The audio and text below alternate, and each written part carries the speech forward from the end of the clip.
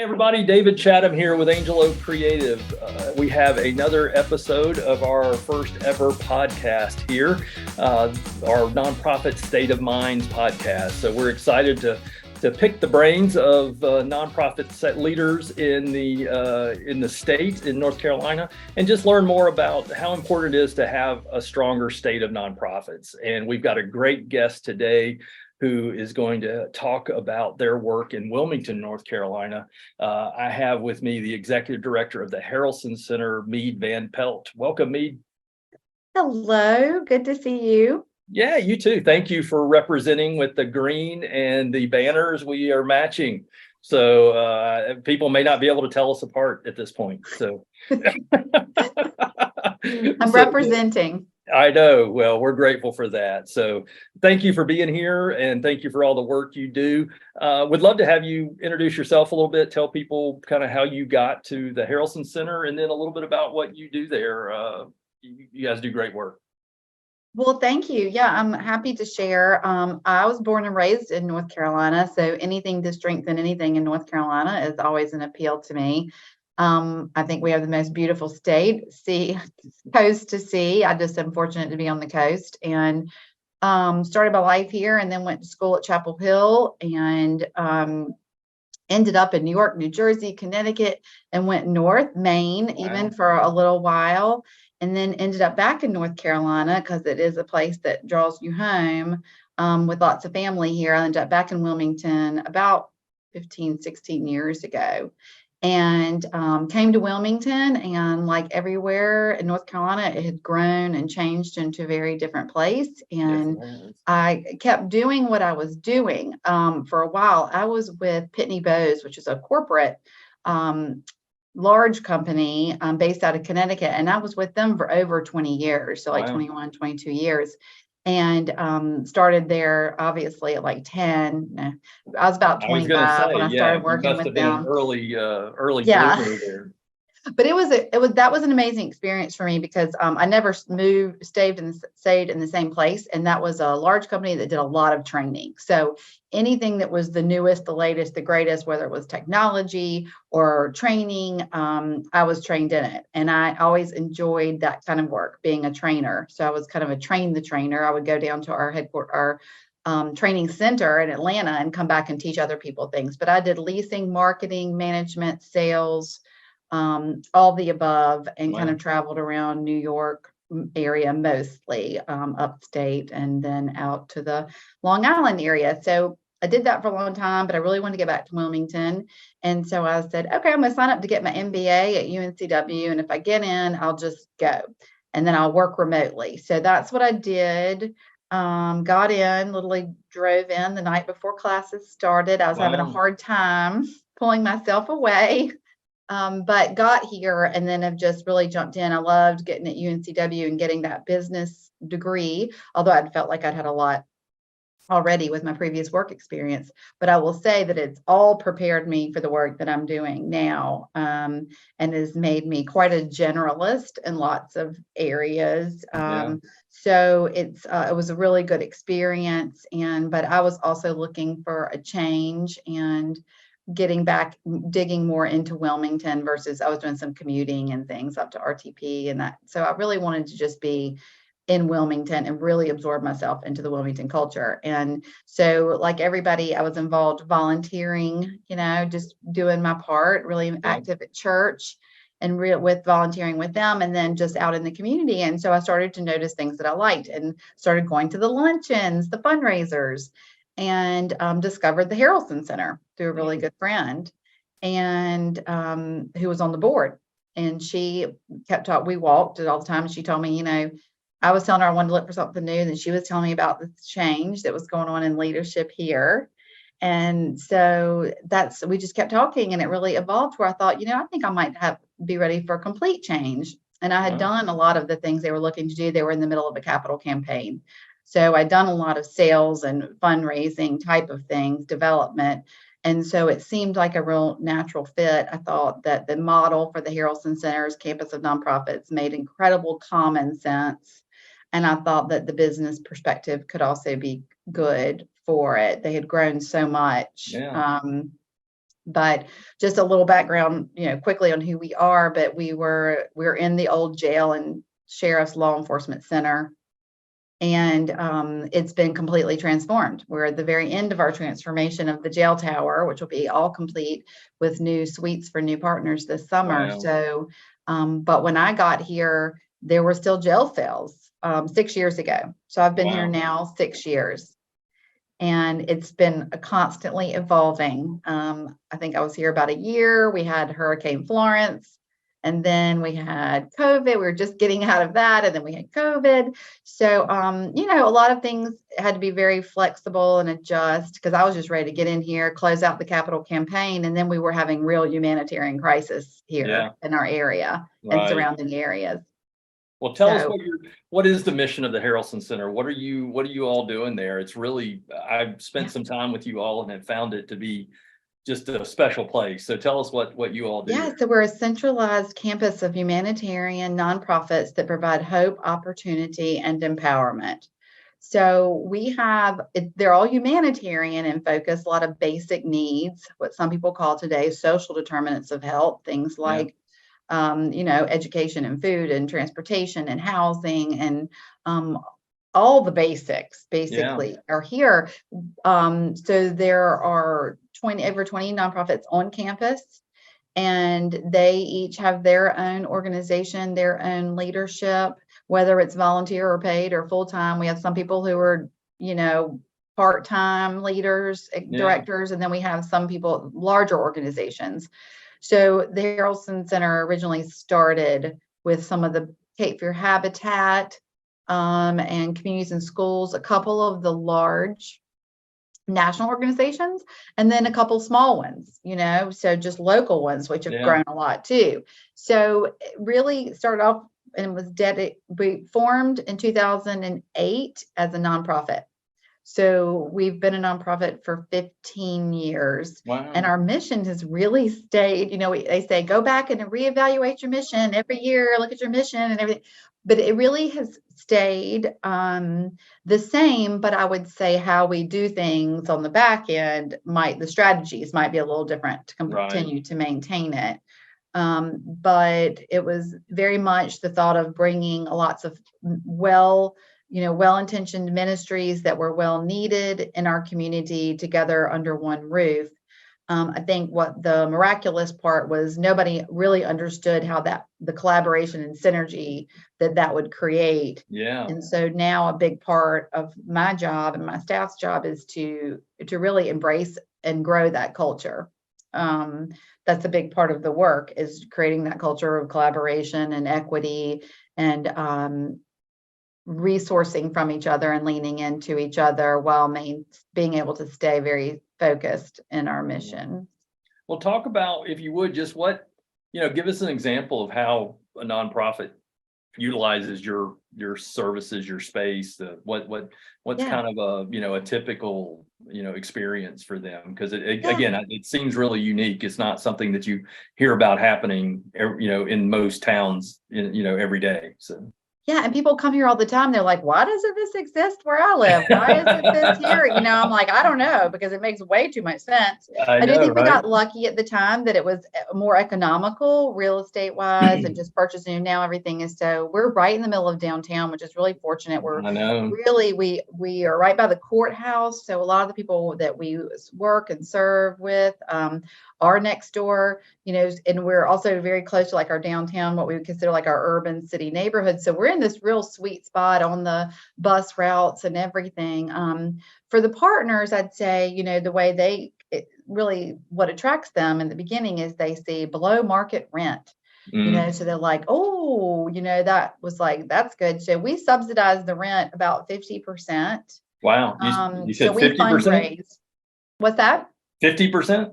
50? Yeah, it's about 50-60% of what the market rate is. Wow. So, and that's changed, that's adjusted a little bit as the markets have changed.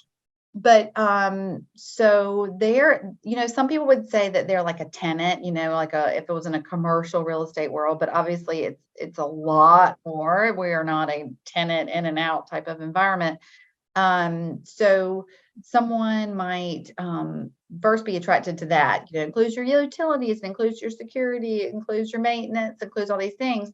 But also we have our staff is really an extension of their staff. So we have a PR person on staff. So we have public relations, we have communications, we have development and an events coordinator. Wow. So and obviously we have maintenance and everything else behind it too. We have an outreach staff person. So we have all those roles, but they're not just reaching out for us, they're reaching out on behalf of everyone. So like our PR person, for example, will give them ideas that she'll pull in the media. She's been in nonprofit media for over 20 years. So she's got all the connections, and we have media blitz days and teaching people how to do a good press release and those kind of things. And then you'll have the outreach coordinator who gives tours. I mean, she gives probably at least 6 tours a month. We have standard walk-in. And I keep telling people that if they get to Wilmington, they need to come visit and get a tour. So I hope I don't overwhelm you with people coming down, but no, it's the best. I think it's just so great that you're, what you're doing. So I'm well, so it helps educate and makes people aware of, and it really, we're for everyone. We're here to connect the people who have the resources and want to have a more access and outreach, but don't really know how to do it. They don't know how to connect with the people. And we have the clients and the people who we can easily connect them with, and the nonprofits that they can serve. So, I mean, just so much generosity in the area with people wanting to be engaged and volunteer and donate. So our job really is to expose them to what is here. And we toured over 500 people last year. Wow. Yeah, people just, you never know what you're going to get. We have 2 drop-in tours a month. One's on a Tuesday at lunch, one's on a Thursday towards the end of the month at lunch. And sometimes, you have 6, and sometimes you have 26. Wow. So you don't have to sign up. You just come in, and Christy, who is our outreach coordinator, is ready to go and update you. And you can get through in about an hour. Wow. But she tells the history. Tell us about I call them kind of, the collisions that happen, right, of nonprofits that come together and get and work on, work collaboratively to address issues. I know, you mentioned the humanity service, kind of focused on the humanity side of the nonprofit sector, but addressing issues like homelessness, like food insecurity, like the unemployment, all of those things, right? Can you give us an example of maybe how 2 nonprofits or more nonprofits kind of work together that maybe wouldn't have happened if they wouldn't been in proximity to each other, or kind of thinking like that? Because I just don't think that happens enough, right? I mean, a lot of nonprofits really live in a silo. And some of the best conversations happen in the elevator. You're like, oh, you're doing that? Oh, I don't need to do that. I can come to you to do that instead. I'll send my client to you. So much of that, as a matter of fact, it's hard to get the directors together as much as they want it to get together more. But one of the most useful times when we have our director meetings is we go around the room and we share what I'm working on now, what I might need help with, and what what value they might bring to their clients. So we share that. We also obviously record them in our minutes so that we can send it out to everybody in case somebody missed it or wanted to circle back. But we also do a lot of internal communications. So the internal communications monthly really keep everybody's what they're working on now out in front of the other partners. So there's a real internal and external communication piece that's important.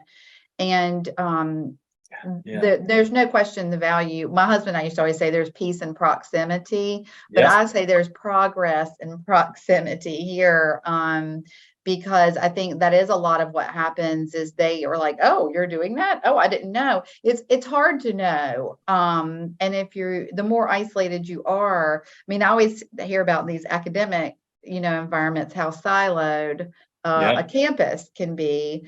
So we really have to work very intentionally not to be siloed. We do a lot of trainings. We had y'all here and did nonprofit marketing on a shoestring budget or something of that nature, which was a huge takeaway for them. And we do equity training. We host events where people come together and talk about pressing issues. So and no pressing issue is a big surprise to most people, but just a couple, I think this was like last month into February, there was a homelessness forum where some of the homeless organizations were going to get together and just really kind of talk about what it means to be homeless, how people get to homelessness, more of an educational piece for the community.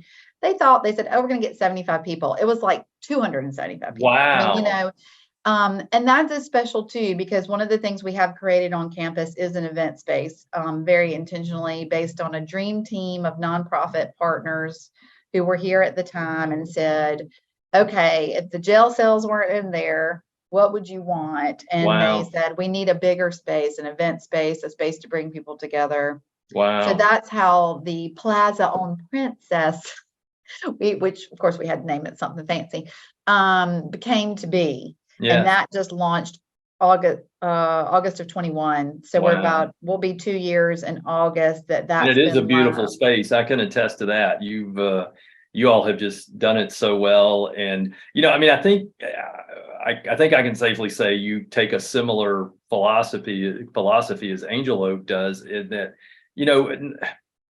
nonprofits have kind of been given the leftovers of a lot of things over the years, right? And they so deserve to be able to have things that that are have weight and have value. And I think people tend to think a nonprofit shouldn't invest in that or doesn't deserve those things. And certainly we want everyone to be good stewards of what they're given, but also to get to the place where, you have access to a space like Plaza, Plaza on Princess, right? And just be able to have a really nice place where you can, bring your recipients or bring your donors or, gather people to have conversations. Just, it's something that I think people maybe don't take for granted, but just don't think that it should be that way, right? So I'm so proud of you all and grateful that you're willing and able to do those things and bring people together and have a space for that to happen. So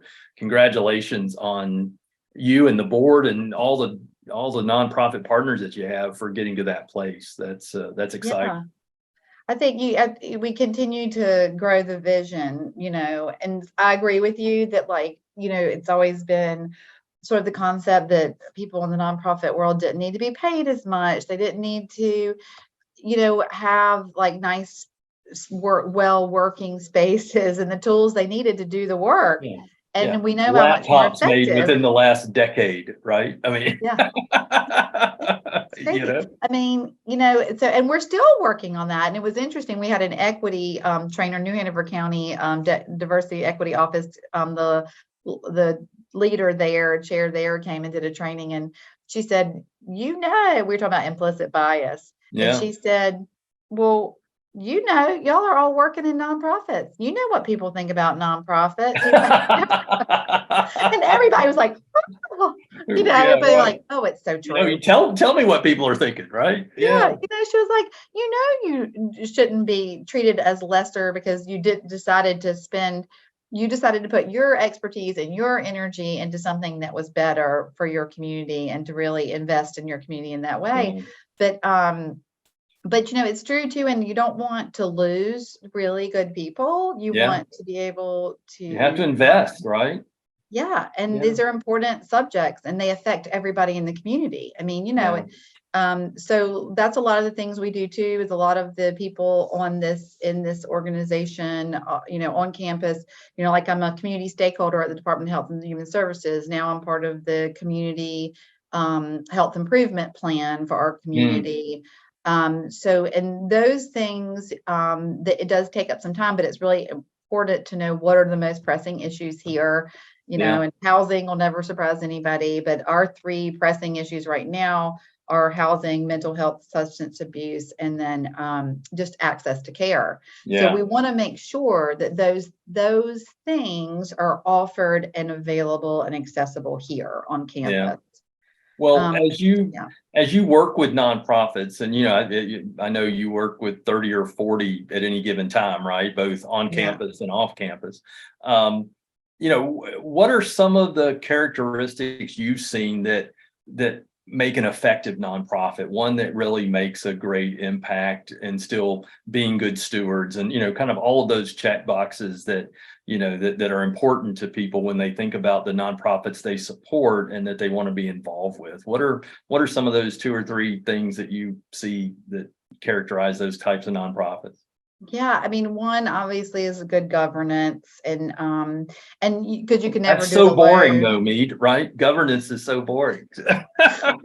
But why? Tell me why that's important. Well, you Why just should need so they many focus? people, you need, no, I mean, not saying you have to have these huge boards, but you need all your ambassadors, and you need to be the skill sets that you don't have, you want to lean into people who do. Yeah, So, I'm not a CPA, never was interested, took an econ class in college and was like, okay, not for me, right? So, I mean, I did go on to get my MBA. It was really more force of those kinds of things, having to know how to read, balance sheets and all the financial forms. But really, I think good governance and having a strong board, and I think it is a mistake also that we can make if we don't know how to onboard good people, and we need to keep them engaged, and that's a constant yeah, something that you have to be working on. And if it's something's not working, try it another way.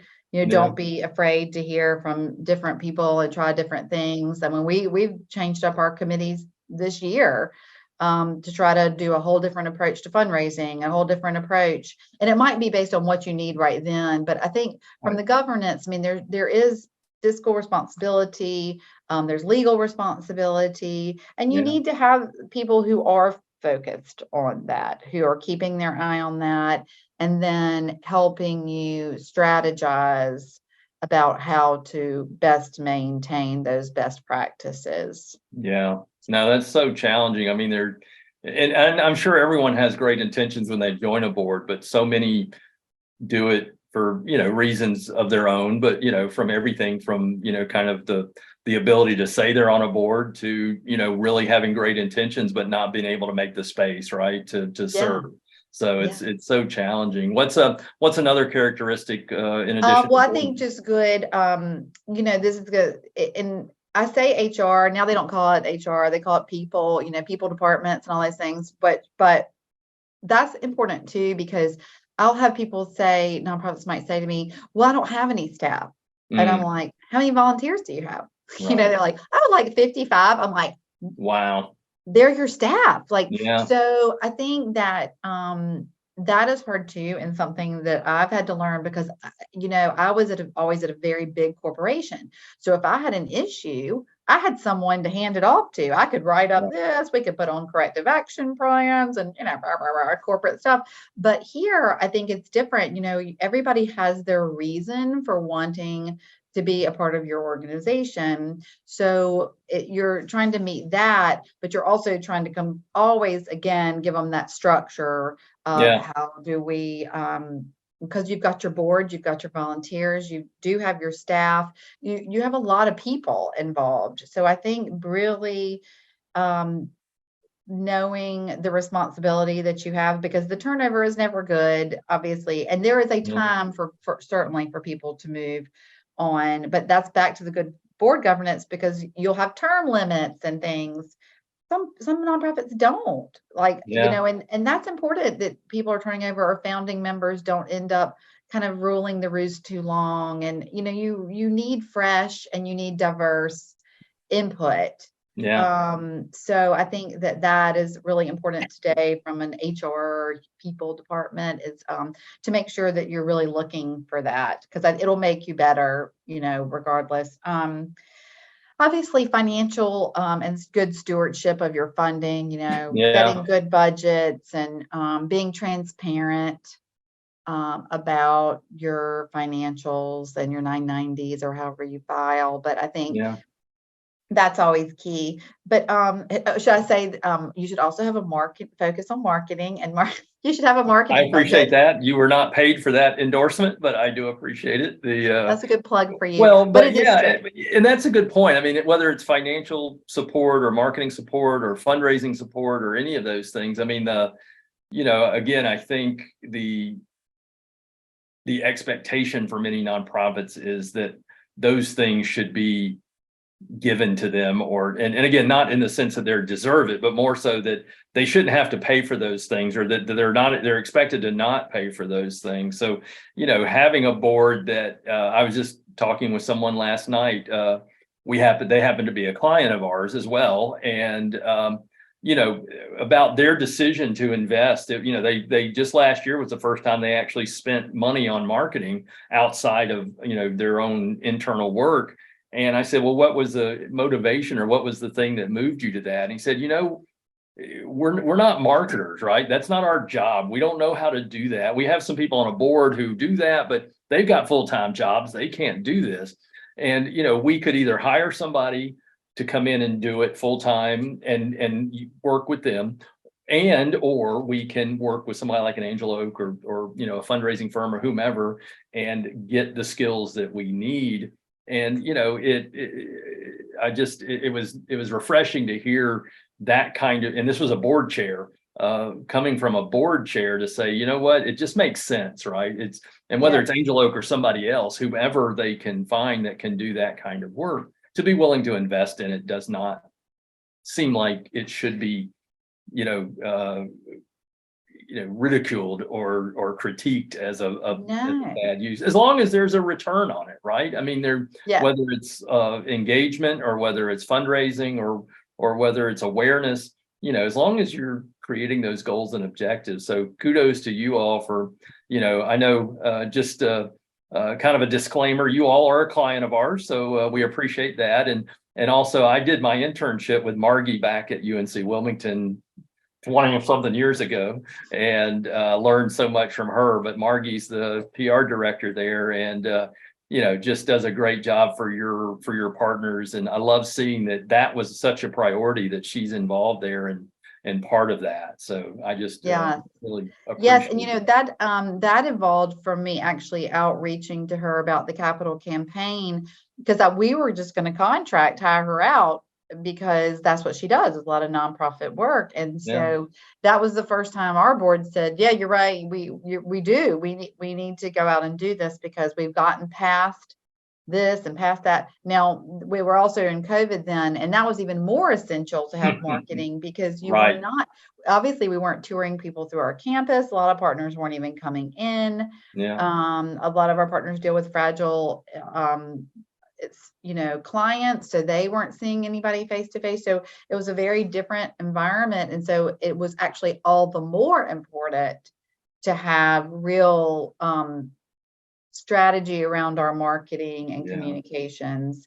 And then lucky us, she said, well, I might be looking for a change. I was like, well, we might be ready to offer you something different than I was originally going to ask you to do. So I just knew the value. And I think it is important that, I always tell people, everybody has a product. Our product is, we reinvest into our community constantly, but it is important to be able to share who you are and what you are and what's valuable and how it affects everyone, how it affects the person who may be your donor or sponsor for something. But we definitely have benefited from having in-house and expanding to y'all's, like looking at our brands and things. And, we've been around 15 years, but I just saw somebody's marketing budget who was $5 million, and I showed it to Margie, and she was like, oh my gosh, wow. It was a North Carolina entity. But I was like, can we get an introduction to them, me?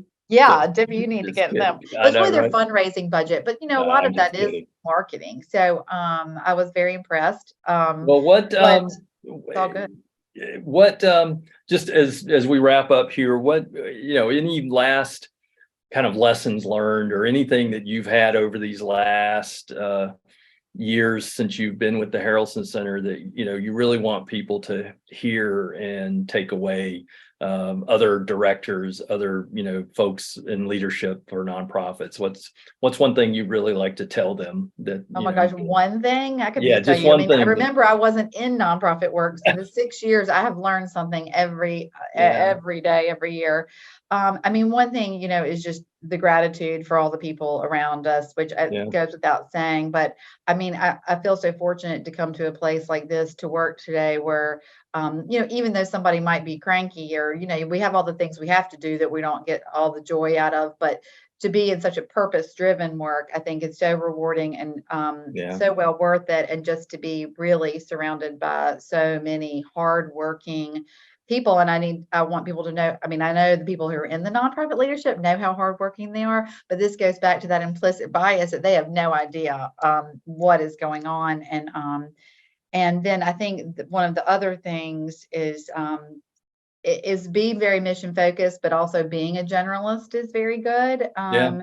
And keeping your mind very open, because I do think that I learn something also every day by understanding one of my partner's clients versus another partner's clients and the struggles they face, and really empathizing with what some of the subjects are so sensitive and so just mind-boggling, but also you're like, oh, I'm just so grateful you're in this work because there's so much work to be done. So I think that always just appreciating all your fellows, not to be competitive. That is the one thing if I could tell anyone, like, do not be competitive. Collaborate. It will only make all of us so much stronger. Write grants together. Find out what somebody else is doing that complements what you're doing. There's so much more opportunity when we're working together. I mean, I get calls all the time and I'm like, that's not for us, but I can tell you 3 people to call who might be really well suited for that funding. That's constantly. Huge. Yeah, it is huge. And that tends to be, when you're in a smaller town too, like Wilmington area, people start to think, oh, there's only a certain number of donors. Or I really heard that a lot. And I was like, oh my gosh, you're kidding me. I feel like this just sky's the limit. And of course, people are pouring in here. And then there's statewide opportunities. And always be looking towards the future. I like to be constantly evolving. I think our organization is constantly evolving. I always am, preparing our board for the next vision, the next sort of revolution, softening them up a little bit, huh? It's a lot, but you just see so many things that are needed. And I think that not to shy away from asking for true infrastructure and capacity building when you're reaching out to people, because I know a lot of people will feel like, oh, they don't want to fund this. They don't want to fund the people. They don't want to fund the staff that it takes to do the work. And I think that's the only way that's going to change was when people make it the norm, right? And it's the people that do it. Right. So I think it is a constant educating people in the community about why it's so important to, right now I'm kind of trying to work on this accounting back end project for our partners, because I know how challenging it is to get cost effective accounting. But I know it has to happen. You need to have. So I think that there are so many opportunities to where the center can go from here. And so I don't think anybody in this business is resting on their laurels anyway. So I'm not that worried about it. But I do think that constant gaining your ambassadors and your people along the way who are ready for that change, because a lot of people won't be. So you need to make sure that you always have, before you try to roll out anything, make sure that you do have agreement. Well, as you talk about education, how can people learn more about the Harrelson Center and maybe take one of those tours you talked about? Where can they go to find out more information? Yeah, so harrelsoncenter.org. We're 2 R's, 1 L. Harrelson Center. That should be your tagline. After a person. I think we just found your new tagline. Yes. 2 R's, 1 L. People are like, why is it the Harrelson Center? It doesn't tell you what it is, but you could also Google Wilmington's campus of nonprofits, and we'll also come up if you forget the Harrelson part. You can sign up for tours there, or you can call us 910-343-8212. But you don't even have to call or sign up. That's the beauty. If you're down in Wilmington and you're having lunch on one of these beautiful spring, summer to come days, you can just drop in at 12 noon on the first Tuesday or the third Thursday. Or if you have groups, we also schedule a lot of group tours, and we have every type of group coming through. You name it. We had the site department from UNCW the other day. We had 55 social workers from the New Hanover County school system Wow. come in. Good We for do you. scavenger hunts for teens. So we're trying Wow. to create our next generation of good Awesome. public servants. We're always open for intern ideas. We take lots of interns here, but I think that's important too. We feel invested. This is a multi-generational campus as well. But you can reach us pretty easily, and we have monthly community e-news that comes out. So if you want to know what's going on all the time, you can go up on our website too and sign up to receive the community e-news. And yes, we will probably ask you for money. Some of those times we can't help ourselves, but only because of the good work that's being done. And all the nonprofits, 40 now that we have, that we are supporting in all kinds of ways. That's so great. And for clients, just for people to have somewhere to come where they know that they will be welcomed and accepted, and they can start whatever their addressing their challenges. So we do have a community navigator on site too. I just put that out for people who don't know where to start. We have a Harrelson Center community navigator who can actually meet with you and set up a 90-day plan and softly introduce you and hand you off to other partners. Well, you all do so much. That is amazing.